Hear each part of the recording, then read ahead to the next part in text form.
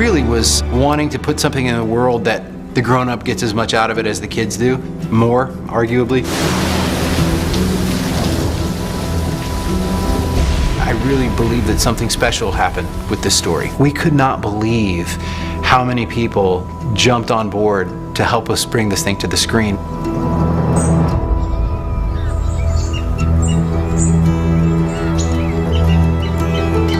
It is the most amazing thing to be in a position now where we can bring this to the screen. It's whimsical and it's fun, but it's also got a lot of heart. My goal is to make you cry as much as you laugh.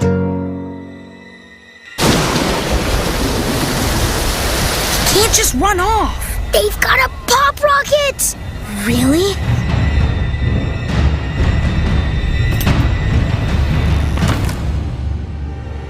When you ran off, I had to leave Lily alone.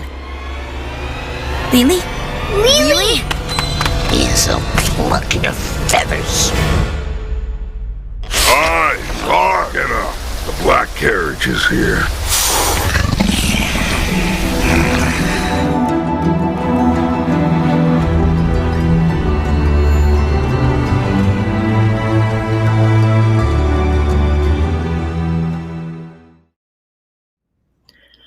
Hey everybody, Chris Wall here. Good afternoon. Hope you guys are well. I am the executive producer and showrunner on the Wingfeather Saga animated series, and we have a really fun day for you today. If you are into animation, whether that's like using Legos and doing stop motion or animating, in pencil in 2D or doing some flip books, any of that, we're going to talk today with a couple really cool animators and learn about the craft of animation and how we're using it in the Wingfeather Saga series in some pretty cool and unique ways. So if you know somebody that's in animation, go tag them right now and tell them about what we're doing and sit back. We'll have a good time together. We've got a couple guests we're going to bring on in just a minute, and I just can't wait to show you some of the cool stuff we have for you today. So Andrew is away, couldn't join today, so I'll be hosting. And if you missed it last week, we had Garrett, our art director, with Daniel, who works with him, do a really cool thing on the building of Glipwood. So if you missed that live stream last week, after we're done here, go check that out. It's available on YouTube or Facebook, wherever you like to see that stuff. So yeah, all right. Okay, a couple things have come up in chats recently asking about the obvious gap of where is Janner. We've announced our cast and all our cool characters, but we clearly have not announced our actor playing Janner. And that is because, honestly, it has been a lengthy process. We have listened to so many wonderful actors. We've auditioned folks. We've done temporary records of stuff. We've tried out my own voice. If you've watched the old short film, was used for a long time. And we have narrowed that down.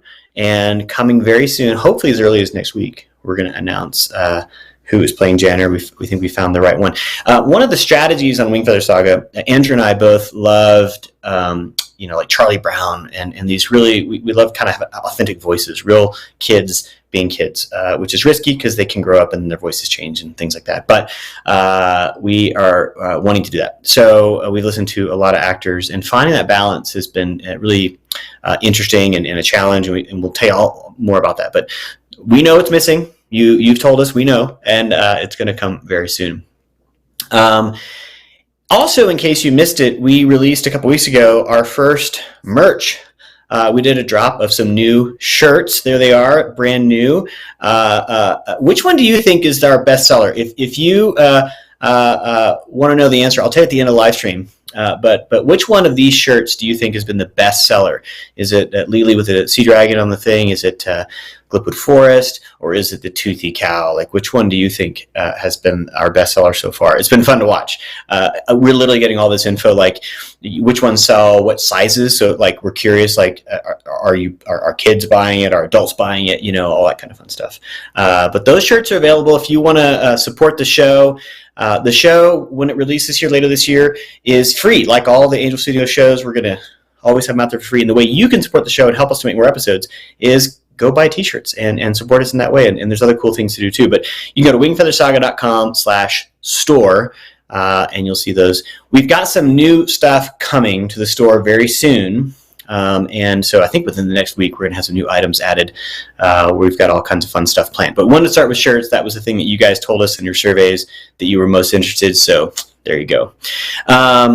And those are limited runs. So we just did our first run, and we'll see how they go. And like I said, at the end of the thing, if you're a commenter type person, tell us what your favorite shirt is there. Even if you bought it or not, it doesn't matter. Just tell us. The other thing I wanted to tell you about is we are deep in season 1, in case you've missed previous announcements, and we will release the first couple episodes by the end of this year. So we're looking at like a November-December window right now, and then it'll finish out sometime in the first quarter of next year as we figure out that. But we have decided that we're going to look at like a staged release, so we're not going to dump them like Netflix. We're not going to do it that way. We want to stretch it out and have some fun, kind of chapter by chapter unfolding these. So that is how we're doing it. Oh, you got the Toothy Cow one. Aw, yay. Thanks, Mari. Yeah. Oh, and Pamela, thank you for jumping in. So the other thing we're doing here is we are taking pledges. Hey, Sherry, the Sea Dragon shirt. Yeah. That Sea Dragon has definitely been a popular one. I'm not going to say which one's the most popular, but that one's definitely been a popular one. My family loves the Glipwood tree one, but Joseph says Tooth Cow is definitely about that.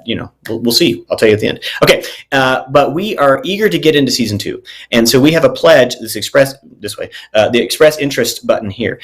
We are asking if you're interested in helping support our show, and we are crowd supported. Right through whether you buy t-shirts or pay it forward or want to pledge support for potentially investing in our company. We did this last season. We set a world record for the largest kids supported show, and we are entering a place where we could have a window, right, where we could do that again. I can't tell you the exact date. It's against law for me to tell you, but I can tell you that we're looking to see if you're interested in joining it. So we've already had pledged $3.3 million, which is fantastic. We are very close to, as you recall, last year we raised $5 million to do season 1, and season 2 is ready to go. We want to do 7 episodes in season 2. To unfold that story, which is largely get into book 2. If you've read the books, it's largely getting into book 2, a big chunk of that, not all of it, because book 2 is pretty big, but a big chunk of that. So we already have scripts for that. We're in pre-production. We've been doing a lot of concept art for season 2 while we're still working on season 1, which is moving through animation, which we're talking about today, and then into post-production. So that's where we are. So anyways, we'd love to see that number continue to climb so that we can keep our funding and keep us making this show so we can have it out to market. What we're hoping for is for season 2 to be out to you within a year of season 1. We don't want to wait longer, all kinds of distractions and might lose attention, and we don't want to hold it out that long. So there we are. Okay, and yeah, you can visit angel.com/wingfeather. All right, animation. It's been interesting. I've always loved animation. I grew up watching Looney Tunes and getting to learn and study the craft over the years. As many of you know, I got the pleasure of working on the series VeggieTales as a producer there. Produced 16 of those movies, and so lots of animation that I got to be a part of, and overlapped with a lot of really great people over the years that just loved telling stories that had really big value for families, right? And they were funny, engaging, and great animation. Animation is such a wonderful craft. And today we're going to get to talk with 2 legends in this industry that work for us here at Wingfeather Saga. And to set that up, we have a little video to start to set up how do we do this? How do you start animating, right? Well, we know we have to do some things ahead of it, but how do we make sure that we're animating the things we need and not things we don't need? So we're going to get into that today. But to start that off, we've got a little video to get you into it, and then we'll introduce our friends.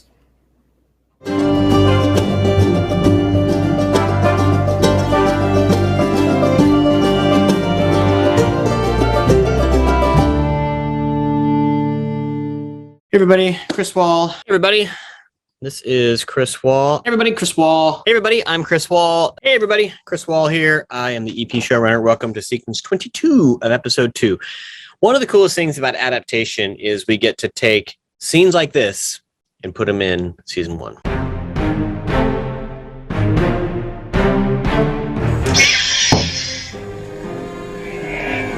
All right.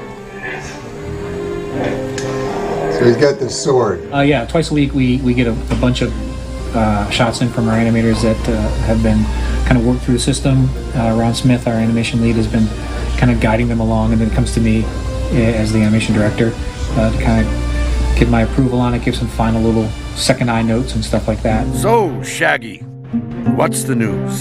Episode 1 was just, it's all new. It's all new for everybody. It's new characters, so it's new personalities, finding how they move, what they act like, what their behaviors are like. That's Janner. No, that's not Janner. See, Janner wouldn't do that. And so there's this calibration just from a performance in an artistic point of view. We have like almost 20 animators, and spread around all over the place, all across Europe and the United States. And it's you worry, are they going to feel like a group that's part of something bigger and something special, and will they feel that collegiate sense of belonging to each other? And they're doing that, and that's such a rewarding thing just from a personal point of view, because I've been part of productions where that's happened, and it's always more fun and the work always shows. And I've been part of productions where people couldn't be bothered to talk to each other, and again, it shows up in the work. Now, here's a rare copy of a masterwork by Dimble the Chomped. We want the world to feel grounded, so that when things of vital life and death importance happen, when these deep themes happen, we believe that these characters can truly feel this moment, because we haven't been telling you all along, don't take this seriously. Mama, I could feel what the dragons were singing about. I think the big one is very sad. These are just some of the deeper philosophical things we're doing in the animation and in our art. That's all there is. Don't go ahead, Chris. There you go.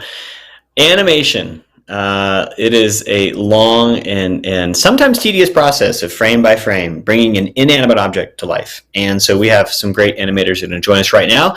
Let me introduce you to Ron Smith and Keith Lango.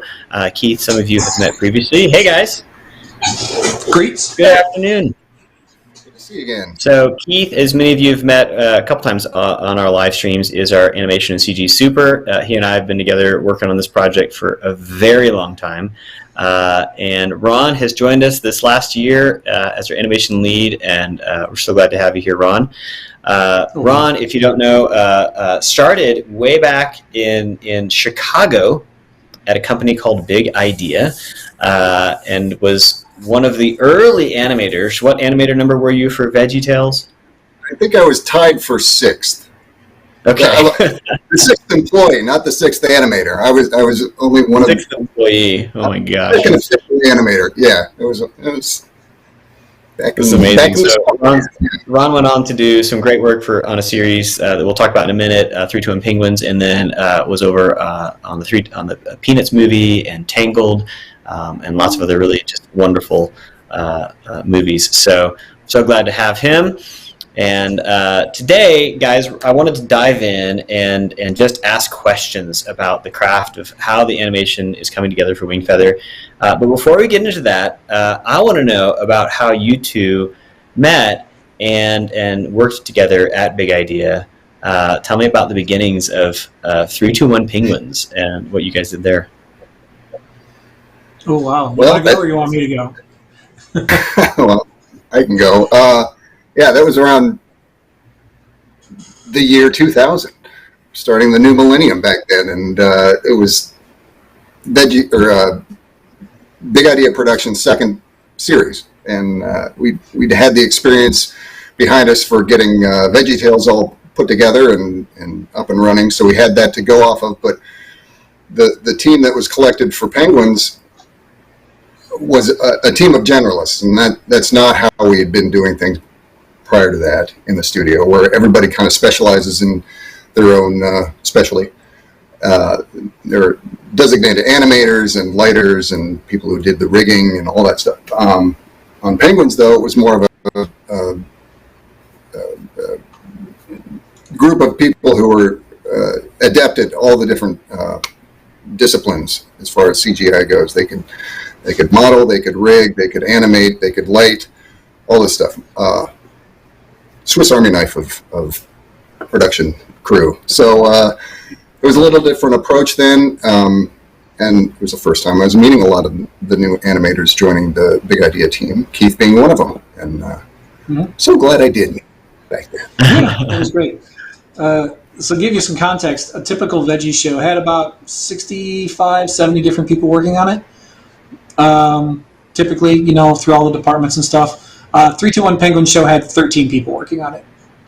So a lot of sharing of skills and stuff. And we were jacked up in this little tiny room inside the mall. And so Ron and I got to know each other really well because we sat literally right next to each other. Like if I turned too quickly, I would hit him with my elbow. And we worked in that space for a couple of years, and it was a lot of fun. I mean, we figured out a lot of things, made a ton of mistakes, as you do when you try something new. But it was fun to kind of wrangle it, put it together. That was just such a great time to work. And so when I heard, hey, Ron's interested, I'm like, oh, please, yes, have Ron interested in our show. And Ron, I would love to work with him again. Ron, you directed that series and were voiced one of the characters, right? Yeah, I was Kevin. Hello.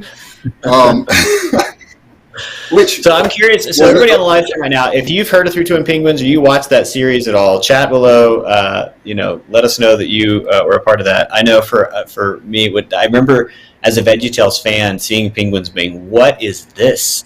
It was like a whole new experience and delightful. And then we want to all be clear that DreamWorks stole those characters. Like I never could verify that while I was there, but obviously Madagascar and those penguins, just so close to the ones you had created, Ron and Keith. But anyways, there it is. So.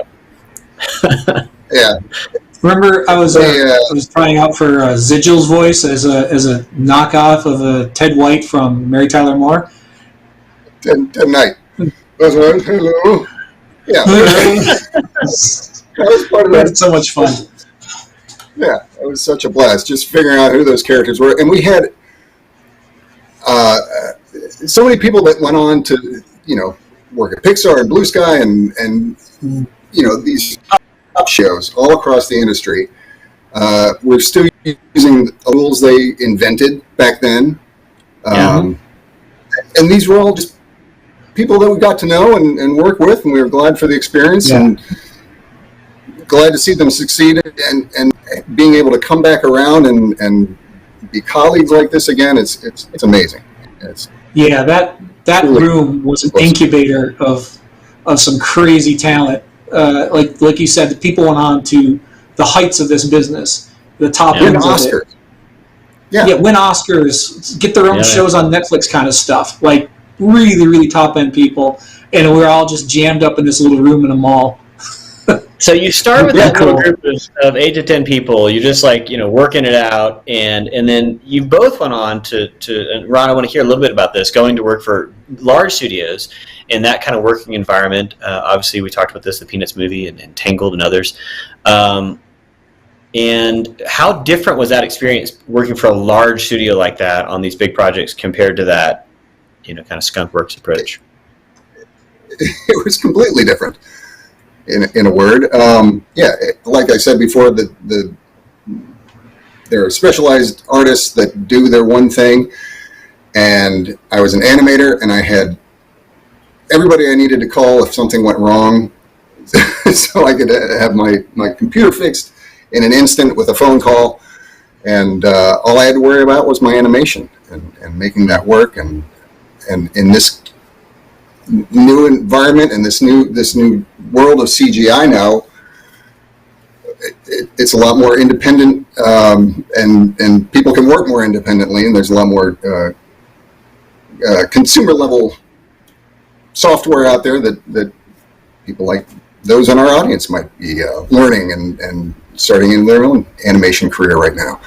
It's a lot more globalized, everything's available to everyone. So, you're right, because you'd be in a specialized factory, right, with all the technical support necessary, and there's been a democratization of those tools where a lot of kids able to just get access, and we hope you guys out there are inspired today after we show you some things to go try your hand at it. There is something really wonderful about, you do it all the time, both of you. I don't, but I get to watch it, of taking this inanimate thing and breathing life into it, and it's something really very special, and we'll get to see some of that today. Ron, last year we reached out. Blue Sky was closing up shop, and we're like, hey, Ron, we've got this Wingfeather project. Would you be interested? Could we work this out that you could come join us? And what about that call and that kind of the project itself caught your attention and got you to say yes to us? Well, I got the call from Larry the Cucumber, no less than Mike Narone himself. And he got us connected, and I got to talk to you and Andrew, and was just immediately taken back to those good old days back at Big Idea, where there was a guiding with really amazing source material to work from. And I knew Keith from 20 years earlier, and as soon as his name came up, I knew it was going to be an exciting production, something worth being on, something that would include lots of ideas and approaches and processes that I've never even thought of before. And it was that sort of introduction to, well, I don't know these guys, but they seem great. I know this guy from way back, and he's always been great. So it's kind of a no-brainer. At the time, the studio where I was working, Blue Sky Studios, closed down, unfortunately. And, that's one of the big things that can happen at the big studios is, I've shut down 2 studios so far in my career. What happens, and that's showbiz. Thankfully, people from my past came back and kind of saved me and yeah, brought me on board. Well, we're so glad to have you. It's been delightful. So one of the That goes things back we got to to my. do right away. Oh, sorry. Okay, go ahead, Keith. I was going to say that goes back to one of my guiding principles. Whenever I've been in any studio with people, I said the work comes and goes, the projects come and go, but the people always treat each other well, because you just never know. Right. It's a small business, man, and if you're in it for 20, 30 years, it comes back around. So if you treat people well, if you're a good teammate, you try to make life easy, you try to make life fun. You know, we're not curing cancer here yet. One of these days, though, I'm going to find that animation cures cancer, and then I'm never going to be able to say that. I'll go to some neurosurgeon and say, "What did you do, buddy? We cure cancer with animation." But until that happens, we have to put the caveat here that we're here. You know, my wife asks me these deep questions in life sometimes. Like, well, what I'm like, honey, I make cartoons for a living. I don't know what you want. That's good. Well, so, it's part of that we all collectively geek out over a well-placed blink or something like that nobody else cares about. It's like, oh, that's perfect. Exactly. I want to be clear. When you're hanging out in a room of anybody on our show, it's all the same thing. That we will all nerd out about a well-placed blink. Like, it's the kind of that if that's your thing, you're our people. It's the coolest. So for us to start this, you have to figure out how to bring those inanimate objects to life, right? So when we think about it in the computer, in CG, it's kind of like a clay model. They're just kind of standing there static, and then you have to think about how do they move. For each of the characters, they're going to move differently, right? To express themselves and to truly come to life, right? And to be themselves. So I know you guys started on that process very early to figure out how does Janner move, how does Poto move, how does Lily move, how do the Fangs move. Tell us a little bit about that process of bringing them to life and finding their movements that match their characterization. Well, at the very beginning, we didn't have much to go on to start working through these characters, what they're going to be like, except for what was in the books. And usually on the beginning ends of most shows, you have scratch dialogue, so we didn't really have their voice characterizations to work from directly. So we start where we think we can make the most ground and with elements of animation that we're going to need down the line all the time, and that basically means cycles. So we work on the different characters' walk cycles, for starters. How does a big guy with a peg leg and a pirate history walk? How does a little girl with a crutch walk? Who doesn't, you know, she's not making a big deal of her disability. It's part of their lives. And how do we make it ignorable? You know, it's a part of their lives, but it's just. How do we make it? You have some of those walk cycles to show us, I believe, right? Yeah, I do. You pull them. Barring any technical difficulties, here we go. Screen sharing. Make sure I've got the right screen. There it is. Okay. Let me scoot on down to the cycles. I don't know, Ryan, if you can kind of reframe this to knock off that side part. I'm sorry we didn't take care of this in the warm up, but I just realized there we go. Awesome. You won't have to watch me. Yeah, excellent. So we'll start with Poto. This was an early version. Okay, we got it. Yeah. You know, there are qualities about it that work. Some that need refinement. You know, there's a little stompiness on the leg pose, and you know, the shoulders could be rolling. So we kind of dissect these things to death. And then there are subsequent versions. This might be the same one. Yeah, it's the same one. Sorry. So eventually we get the characterizations involved. And you know, this is a big guy walking. Is that playing okay for everybody? Sure. It's a little start stop, but you get the sense that he's a massive character, but he can still move. He's got a slight limp, obviously, but it's not it's not something that's played up very much. Anyway, let me hide this too. Oh, and there's Lily. Here we have Lily.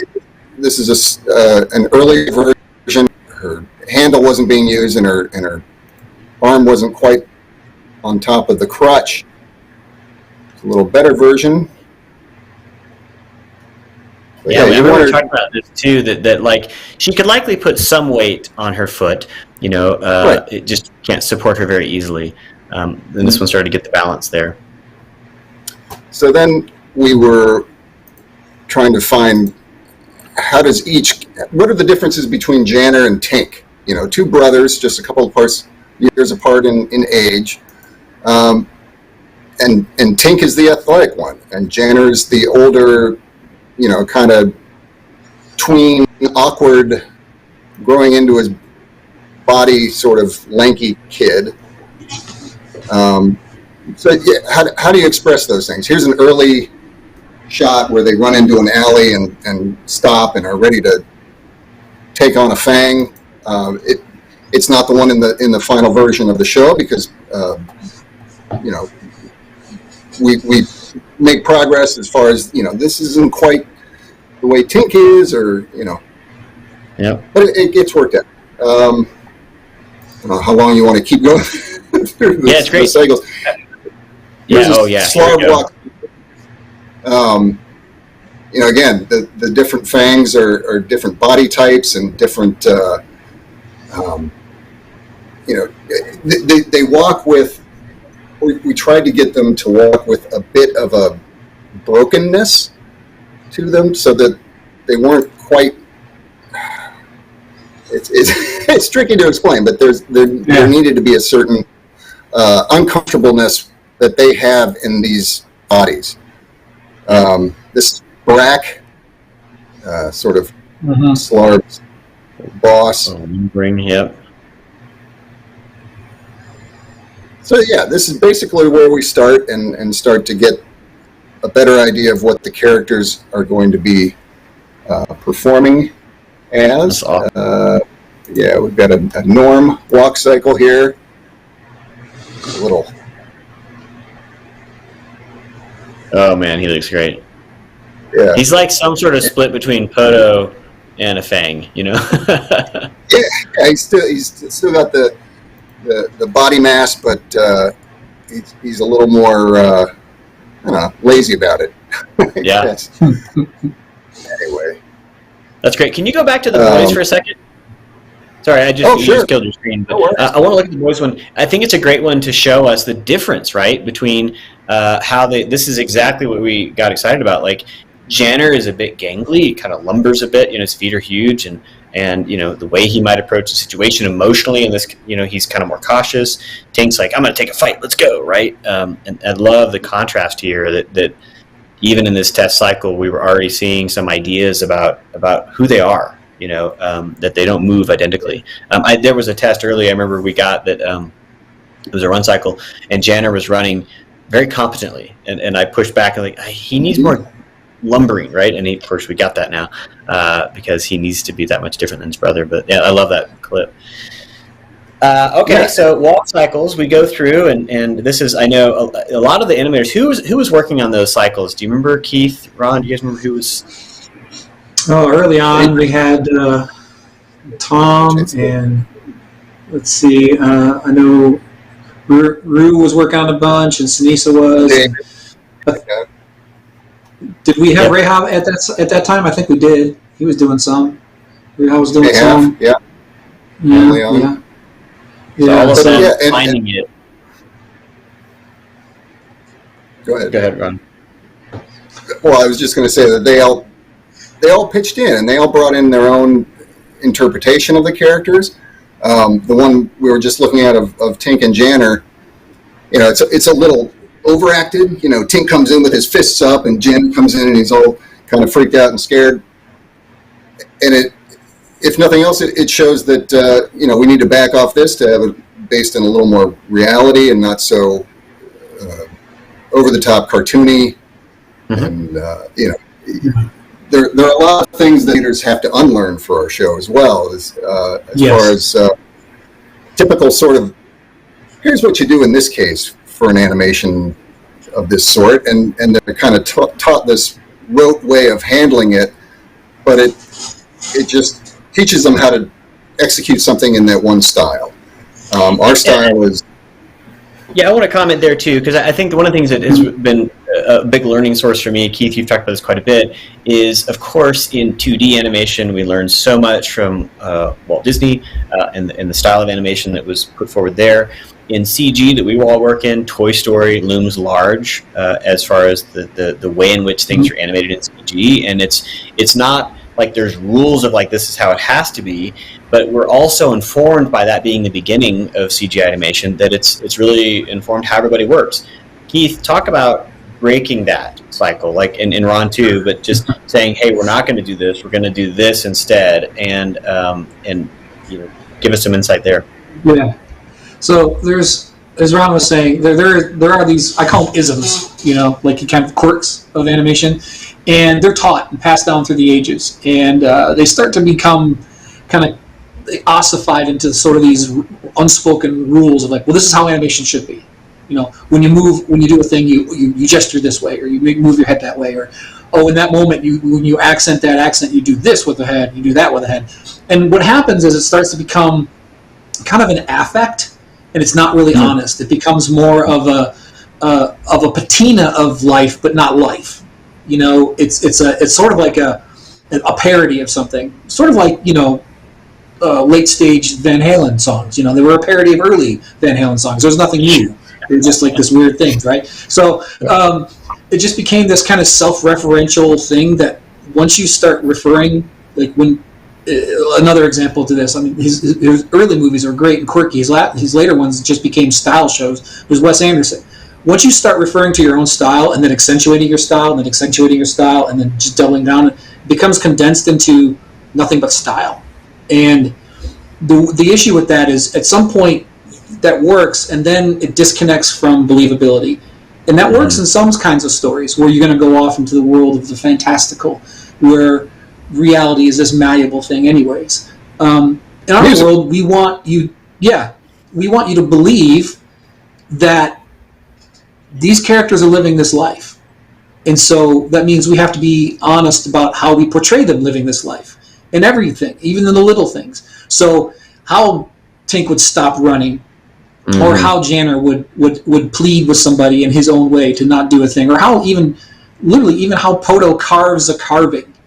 We're being careful about these things. When we have Shaggy the bartender talk about his creaky knees, he does it in a way that isn't animatory. He does it in a way that you watch this guy and you go, that's a dude who's got creaky knees, right? So we're trying to really dial into that. And like Ron said, you have to unlearn so many of these isms because so much of the rest of the business is leaning into these things. And it's all great in that style. We're just kind of trying to do something a little bit different and try to make it a little more rooted, a little more grounded, but at the same time not be slaves to reality. That's the last thing we want to be on this show, is a slave to reality. Yeah, and it's like that 80-20. The 80% of it feels grounded. We believe it exists. Last week, Garrett talked about this in the environment design, right? That door frames and windows kind of lock in, and you believe there's a groundedness. So I can believe that there's real peril and stakes. And for me, as kind of the showrunner, I want to believe that these characters are experiencing what they're experiencing. And if it's too cartoony, that sense of suspense and peril and drama and epic goes away, right? So just for everybody at home, this is kind of the balance of things. Last week we talked about environments, which again, if you missed it in the live stream, go watch it. It's really cool. Go watch it. It's great. It's great. And so in animation, it's the same thing. We need a groundedness. And this is exactly what we're talking about here is how do we get that? Now, as you start, you guys all have a set of blueprints, right? We call that an animatic, right? There's storyboards that are drawn with audio underneath, and that goes over to the animation team to say, go make this. And they translate that into the computer. That's what we call layout, so that in the computer we see all the model characters and the things all in the computer. And then the animator begins their approach. So Ron, take us through how that happens, right? So starting from here's layout, and now we're going to begin to animate. I know it's a rigorous process. It's not just, well, I just sat back and did it one day. There's more to it, and I'd love to hear from you what that looks like. Sure. Let me pull up my screen once more. Forgive my ineptitude here. You're doing great. This is fun. Oh, I hope so. Okay, here we go. Back into the fun stuff. All right, so we get an animatic with storyboard drawings that are... Well, I'm getting ahead of myself here. I need to show an animatic. Don't show that yet. Yeah. Whoa. Not so fast. That's a cool piece. We'll show in just a minute. Yeah. Oh, Another cool piece that we'll show in just a minute. There's my animatic piece. Basically, you're watching Mom and Dad wrap Christmas presents. is what's happening. Or try to get a FaceTime call to work without just looking up their nose. Love it. All right, I'm calling an audible here. And, okay. So an animatic begins, and then we take that into layout. And what's that first thing that they'll take us through as they start to animate these characters? Let me pull this over. Okay, this is an animatic. There we go. Right on. It's pretty straightforward. It's basically a slightly moving comic book. Yep. And the drawings may or may not represent reality once we get into the 3D world. Can you still see my screen? Okay, good. Yeah. Yes. So, layout brings in the characters and all the sets, or not all the sets, I'm sorry, all the props that they'll be interacting with. And that's what this image over here on the left is, with a draw over that one of the artists starts with to give me his idea pass. So you can kind of see the character in the background of that one. Behind the drawings, they're just these called A-pose characters, which is kind of their default standing pose that they get set up in. So before the animator starts doing anything, they show me their ideas. And this artist chose to do it in drawings, which I love because very few people do this anymore. And it's always so nice to see. Some animators choose to shoot reference. And this is Tom performing. This is Nia in the kids' bedroom saying goodnight. And we have a side-by-side of this one too, right? Yes, we do. Okay, so basically the artist videotapes themselves performing along to the audio to the shot, performing each of the different characters' roles, and in Tom's case here, he splices it all together in one movie for my benefit. It works really well, so that this is where Tink is sitting, this is where his mom is interacting with him from, and there's no cat in the scene, but the cat made the movie. Yay. So this is kind of a side by side.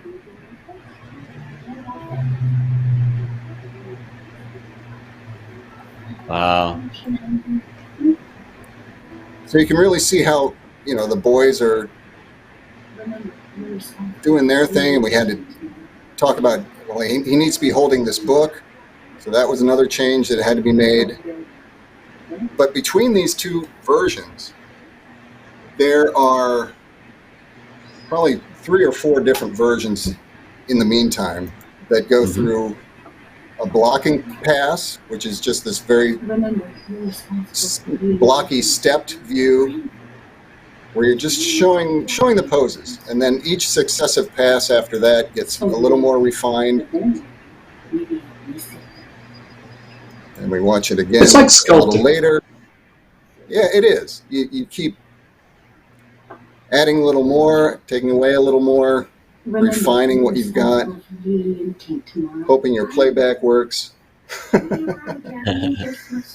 Trust me, this is smooth and showcase animation right here, despite the little lag we got going. But just all the authenticity that is generated in that first video reference pass comes back around, and it's captured in the final version that just has all the So if I understand it, it sounds like you start with layout, which we saw there, where the characters are moving, just kind of being put around like little chess pieces, nothing happening, but just get a sense of where they're going to be, their spatial blocking, and then it looks like we then go to blocking where it's the key poses, right? Where it's like this, then this, then this, right? Just kind of the key poses.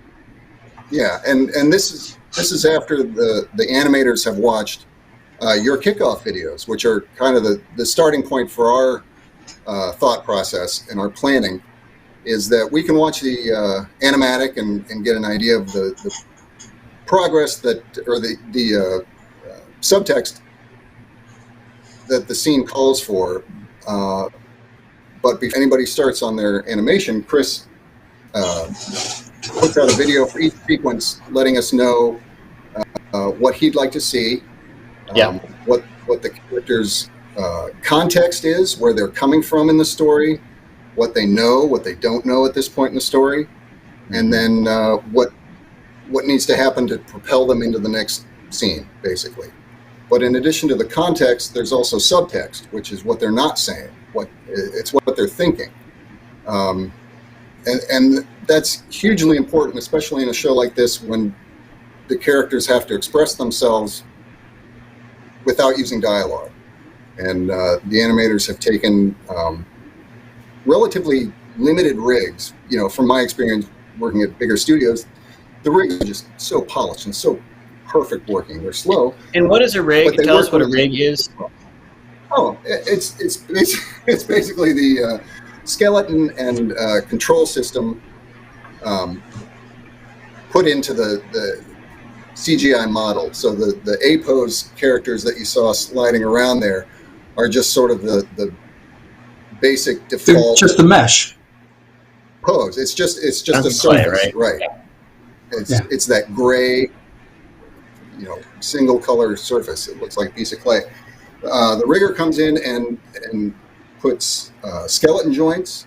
In some cases, they put little controls that'll move just a certain part of the face, just a little corner of the mouth, one of the eyelids, and it's this this collection of controls that it's a moment in time.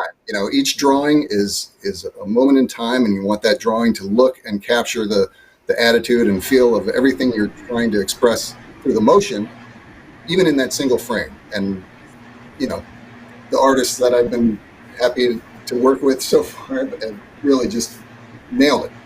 And I think what you just highlighted too, and we had a comment there, but that we have the animator, in case you don't know this, folks at home, is the actor. And it is such a collaborative art because there is a voice actor bringing it to life, and then the animator is the actor to figure it out, right? And some do it on camera, some do it with pencil drawing, some do it with mocap suits. We have some very funny footage of mocap suits that we won't share today, but soon. It's mocap suits are hilarious. But there's ways to inform the performance, and if you want to be an animator, you have to think through, how am I going to act this out myself? And you got a lot of information telling you, directing you towards the right area. Guys like Ron giving direction on those poses and what's the most effective way to communicate an idea. But then you're ultimately going to act it by moving that rig around and making it happen. And that seems like it's a fairly time-intensive process. Is that we do it in passes? It looks like it's not all just in one sweep, right? Definitely passes. No, this is definitely passes. That a typical Pixar show, an animator is expected to do between 2 and 4 seconds of completed animation per week, which means they work 40 to 50 hours a week to give you 2 seconds, or 3 seconds, or 4 seconds. That we don't work at that pace because we don't have Pixar's budget. And also we just don't want to, because as an animator who's worked on feature films before, that drove me nuts. I have too much. I have a hard time concentrating on something that long. I enjoy it. Yeah, Ron dove into it and did it for 20 years at all these big places, and it was great, right? Myself, I tend to be a little more scatterbrained. If I have to do nothing but just animate 2 seconds, by Wednesday, I'm like, okay, I'm done. I'm done with this. Can I have something else? Our show is a little different. We're trying to go in that 13 seconds a week range, which is not by animation standards, that's considered pretty fast. It's not blazing fast, but it's a lot of work. And still, even then, fast animation is somebody works a full week and you get a little more than 10 to 15 seconds of finished footage. So it is a bit of an arduous process. It is a lot like sculpting, where you start with a chunk of marble. The idea is in your head, and what you have to do is reveal it. And so you take your big chunks away first to show your blocking, and you're like, okay, the construction feels right. And then you go in and work on some of the details, and then you work at that again and refine it again, and you make little course corrections as you go. And that's why it's important. Like the idea stage for us is number one. Like, it's easy enough to polish a piece of animation. I mean, it's a technical skill, but it's not really the highest artistic skill. Okay, sure. The highest artistic skill is in the performance, is in understanding who people are, how people behave, how people move, how people think and feel and interact. It really is an actor's job. Animation is a two-part. It's a very interesting skill because it's a two-part job. There's a technical aspect where you have to learn how to make things move, and there's a lot to that. It takes years to learn how to make things move really, really well to the level that a film studio could work with. But then there's also the artistic side of like, why are they moving? Mm-hmm. Like you can just move something around and it would be beautiful but empty because there's no soul to it. We care about the soul. We care about what's inside that thing, right? And so that's why these passes with the videotape or with the thumbnails, it's important. Like that's the point where we can say, if we make a change here, if we make a call here, we get the most reward for whatever our note is. If we don't do that and we wait till later, by then so much work is done. It's like going to somebody it's like going to Da Vinci or somebody who sculpted the a big giant sculpture and saying, I know his hand is on his hip right here. It'd be really cool if his hand was up. Dude, it's stone. I don't know what you want me to do. You can do it. I gotta start over. A lot more. So that's kind of animation is a very similar process. Yeah, I love about the passes that we do in this craft. In live action, it's very different. In theater, it's very different. In all kinds of forms of entertainment. But in animation, we get multiple passes. So as the showrunner, like I've worked with the writers and then with the storyboard artists and kind of moving all this stuff through. And each time get to kind of help guide. So on a scene like that with Nia and the boys upstairs, I get to say, hey, here's the emotional tone we're trying to get out of this, and can we aim for this? And it's kind of like continuing to provide guidance like a compass bearing, right? I'm a scout leader, so I love compass bearings. But if I say, hey, guys, we want to head on a heading of 120 degrees, and everybody begins to head that way, you're not fixed on it like, if we're not 120, we're dead. It's saying we're all going to head that way emotionally. How do you see it get interpreted? And so Keith, Ron, each of our animators kind of help to additively bring that to life. It's a really cool thing. And I have worked in at times where it's not additive, Keith, and I think you've done that too, where it gets kind of contracted and smaller. It has to be exactly like this. It has to be exactly this area. And that becomes a very forced and fixed expression. And we want our animators, and I've said this before, I got teary-eyed one time watching some of the animators work because they're taking risks and they're trying things and they're really invested in and bringing these characters such fresh meaning that's really true that you often don't get. And I'm so thankful for each of our team members, obviously you two, but all the animators that are doing this right now. And I want to talk about the difference between the humans that we work with, so the Igiby kids and the guys around town, and the Fangs. Like how different is that? And we got to be careful here. So if you've read the Wingfeather Saga, there are some spoilers here. So we're trying to dance around that a little bit. But we know that the Fangs of Dang are somehow, they came from somewhere. If you've read Lord of the Rings and the Uruk-hai and Saruman did something to they're a twisted something kind of creature. We wanted our fangs to be twisted, and I kept the mantra over and over, I want them broken. I don't want them to be straight lizard. I don't want them to be straight human. I want them to be broken. They gotta move like something that's like weird and in between. And that was a lot of work. Ron, tell us about exploring that and how the fangs move. You showed some cool clips there, but how do they move and how does that animation process differ if they do? It's the same thing. So, no. Okay, next. What do we got? Let me share Shortest my live screen. stream ever. That's right. It's all the same. Oh, here we go. All right. This was the first big sequence in episode 1 where we had to meet more of the Fangs, and I can play this. It's the best and you'll hear that Brack's voice changes from one shot to the other. The first one is the scratch audio that we're working from. Second one had a slightly updated audio with the actual voice actor in it. But it was a matter of figuring out what character embodies what sort of global character, what sort of iconic character, and Slarb has that kind of fidgety feel of Randall from Monsters Inc. and just kind of paranoid and sketchy. Brack, on the other hand, is just this giant solid wall of Fang that doesn't have to move or express himself very much, just because he's a force to be reckoned with. Meanwhile, Vop is kind of the Eddie Haskell one character, where he's always sticking it to Slarb, and the playback is a little choppy here, but we're just figuring out how they move, how do they work things with their giant claws, and how do we anticipate things like the drool that's going to be on their mouths and all this stuff. Yep. So you'll see in this one shot, Slarb is kind of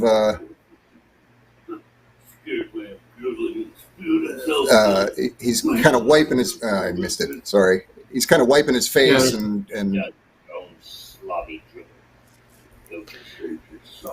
anyway. Yeah, and each of those guys, Sanish obviously worked on that, one of our animators who is just a blast to work with. But each of those characters has that embodied, right? They move to the characterization, right? A guy that's kind of big and full of authority, Slarb, who's kind of conniving, and then Vop, who just could care less because he's, he feels like he's the ace Fang.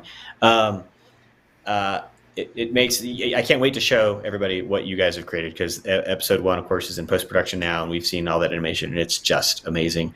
And episode 2, we just launched episode 3 this morning, into animation. So guys, we are cranking along here. If you're just dropping in, we're here talking with Ron and Keith, who are working to bring Wingfeather Saga to life in animation, in the computer. This is really the area of expertise, and it's just been amazing to see what they've done. Tell us a little bit about some of the 2D showing up in our show. So we have a lot of CG, computer animation, but there are some places, and we did this in the short film too, but we're doing it way cooler now, where we're bringing some 2D handcrafted animation to life. Keith, tell us about the choices of when we're using that and where we're using it. Yeah, so here's an example of where we just kind of plus a scene. So we have a toothy cow going over and chomping on his glip fruit. So we decided, your typical CG film or production is going to go ahead and try and make this stuff, all particles or simulations, and we use some of that here and there. But for the most part, they're trying to, match a certain level of stylistic reality, whatever that line is. Our show is intentionally trying to be more like this, more painterly, right? So there comes a point on some of these characters where, like here on the Dig Toad, he shows up once in the entire first season right now, so he might show up later. But we thought, hey, let's go ahead and do some 2D animation and mix it in with these beautiful painted backgrounds, and then also for like some of the effects, like dust kicks or water drips, or in the case of the toothy cow, slobber on his jaw. Let's do that stuff as 2D. And composite it in, and the fun part is we composite it in real time in our assembly paths, so we can see it and play with it and adjust it right there as we go. So we have Aliona. She's over in Prague. She's our 2D animator. She does both the creatures and the effects. She's doing a fantastic job. She brings just a lot of fun character to the moment, and every time I see stuff like when I saw these slobbery cow things. Hey guys, by the way, this is fresh off the plate. Like this stuff, this scene literally came across my desk this morning saying, "Hey, is this good enough to show?" So, like, not only did I approve it, I said, "Yeah, it's so good. Let's show it to the rest of the world." So there you go, Alion. It's so good. Guys, audience at home, you're getting the very freshest stuff because you're watching this live, and we're showing it to you as it comes live. Yeah, it's by no means. This is not stale bread. Yeah, it's fresh, but it's not final. So, that's right. Right. Yeah. So this is just that play blast animation where we don't have all the paintings and all the things working. We have the animation working, but we use that as a template then for Aliona to do her 2D animation on top of. So then when we put it all together, it looks great. And I think what I love about this. Go ahead, Ron. Well, while we have this, clip up, I just wanted to point out the characterization here in Janner of him throwing. He's bragging that he's basically saying, "Here, I can throw it farther than you," and then he picks the next fruit and throws it. But it's it's just kind of a weak little. Yeah. It just cracked me up. Sorry to interrupt. Sorry, that was a good one. But what I love about this too, guys, is we've talked all along about Wingfeather Saga as something we wanted to make feel handcrafted and alive, right? That both last week, again, Garrett talking about the environments, and Keith, when you and I first sat down on this in 2015 and said, what would it look like to have a handcrafted CGI animated series? Like, what could that look like? And we began that process of these, where you see the paint strokes in the background, and you see now not only on the characters and their texture and their paintings, but also in even some of the animation, like for the drool like you just showed in the dust. Tell us about how do we merge the two? Because you can't take just CGI animation and put it on top of you'll feel like it's like, you know, a 2D art card and there's a round CG object in front of it. How do we make it so that feels like it's one image? Ooh, it's a lot of things in there. We do a lot of things with custom shader that we wrote that allows us to manipulate the final result of the character's look in real time to blend them into the painting. So we bring the painting in, we put the character in front, and the shader is built to feel like a painting. And so we play around with where the light falls on it, but we're not super concerned with the realism of it all. It's more about how it feels relative to the background. So the background painting is really our recipe for how do we make the characters look, because we want to put the characters, make them feel like they're inside of it. So from a visual point of view, there's that, but there's also how they move. How they move, yeah. And this is a big thing for me that's gone back for years and years and years, is the concept of cohesion. If you're going to choose a style, then everything that you see and do in the world has to match that style.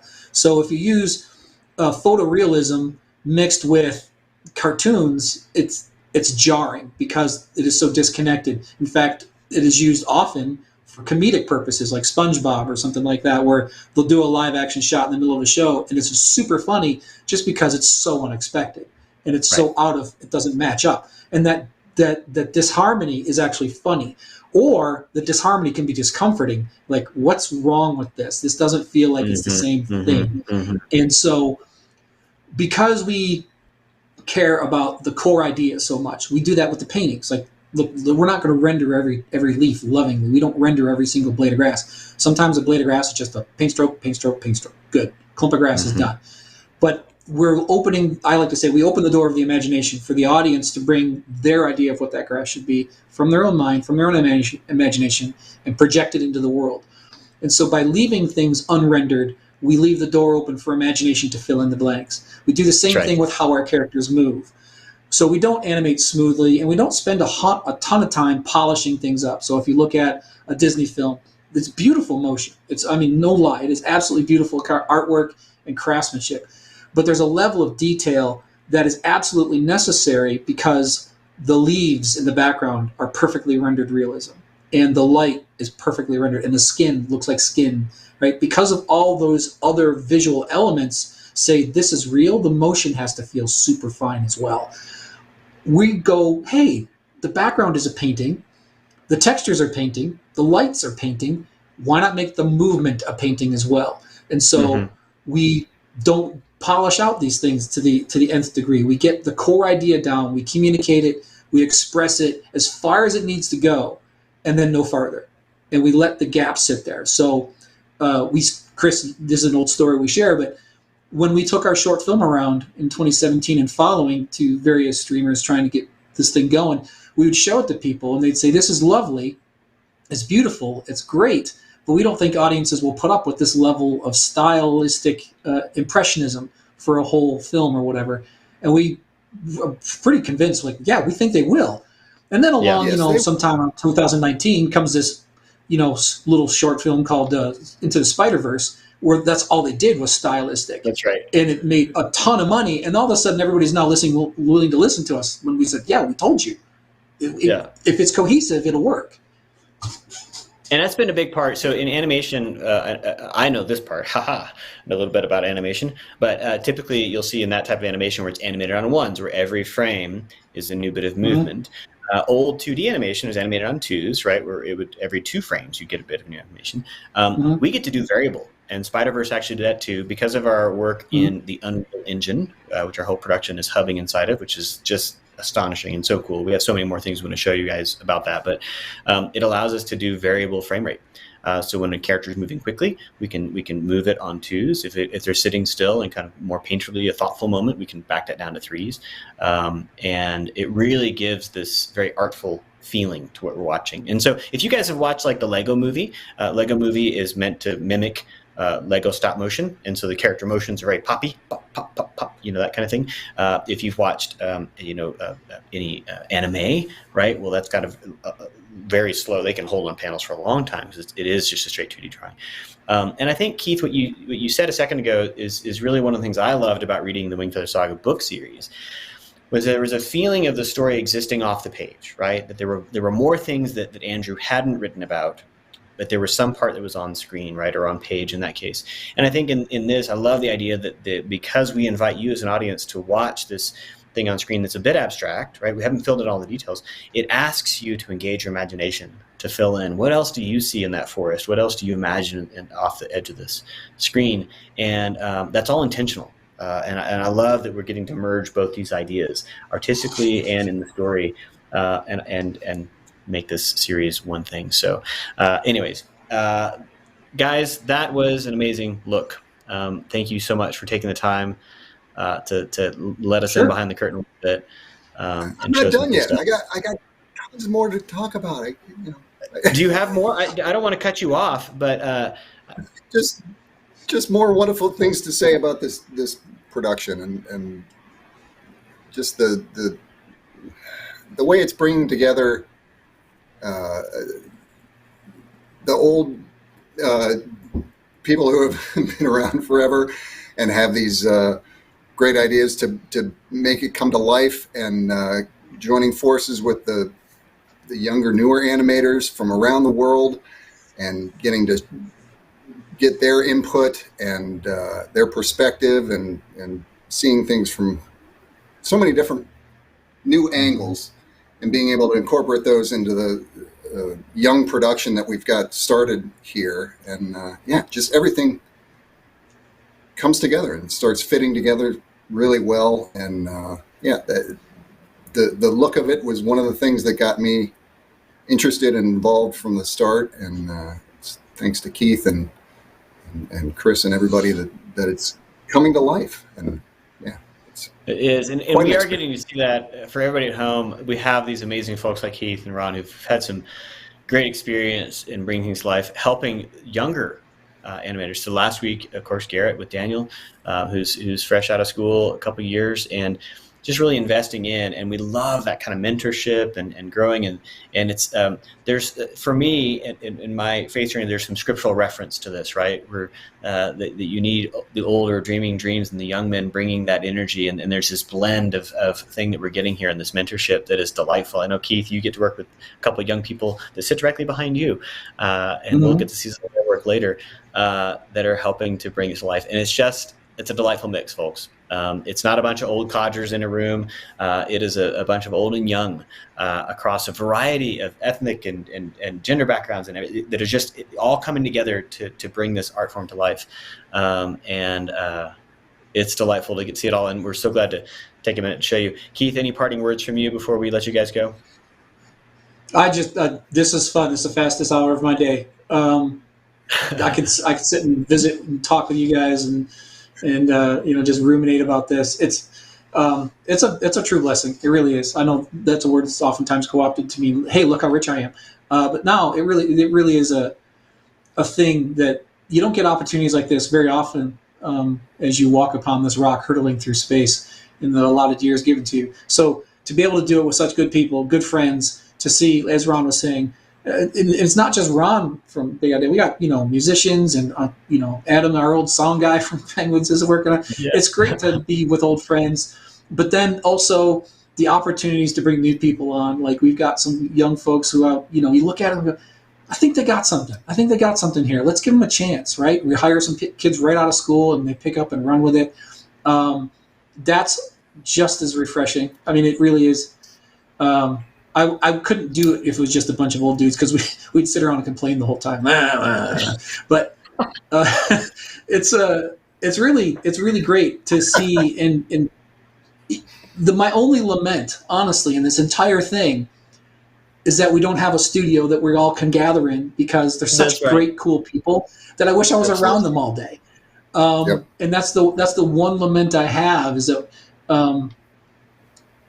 Our chances to get together and be in the same space and break bread and to nudge each other. They don't even know this, that I can't reach over and actually tap you on the shoulder. So Keith right now is in Spokane, but that's where he lives, in Spokane, Washington.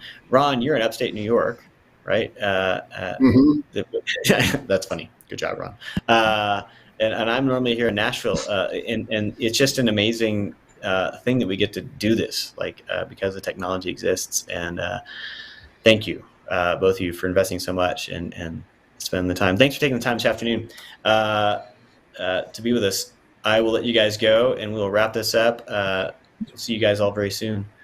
Folks at home, thank you for joining us this afternoon. This was delightful. I was so excited to get to show you some of the great work that Keith, Ron, and that team are pulling onto screen. You're going to see a whole lot more very soon. Okay, what do we have upcoming? We have, first off, if you are interested in helping our show to grow, you can pledge support. We've got that open right now. If we make that an offering for season 2, you could become an investor in the series, not just a donor, but an investor. And so if you're interested in that, go visit angel.com/wingfeather. We've had a whole bunch of people pledge support there so we can get season 2 underway. It is underway, but fully fund that and make it happen. If we can make that available soon. If you want to support us in other ways, share it with your friends. Word of mouth goes a long way. Tell them about the books, tell them about the series. You can go to wingfeathersaga.com and sign up to get emails from us, and we'll tell you about our progress as we head towards release of season 1, which we can't wait. Also, I will tell you there is a teaser trailer that's coming very soon. We gave you that first look where it was a little bit something. Now it's a proper trailer you can share with your friends. It's coming very soon. It's waiting for a little bit of animation to come off from the team, and then we'll get to show that to you. And again, if you want to go support the show by buying a shirt, that's how that works. The show is always going to be free, but if you want to go check out one of our cool Wingfeather Saga shirts, those are available. wingfeathersaga.com/store. All right, at the beginning of this, I said, all right, which one do you think in the comments is our best-selling shirt? If you stayed this long, thank you so much for staying in with us. I'll just tell you.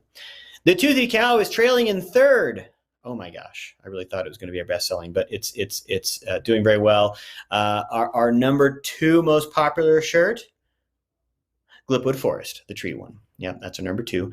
And our top-selling shirt so far, by a pretty good margin, it's running pretty hard, is, of course, Lead on the Cliff with the Sea Dragon. That one, it just is a beautiful shirt, and it's been very popular. So if you're interested, we have those on our store, and anytime you guys go and buy a shirt, you're helping make our series keep going. So isn't that cool?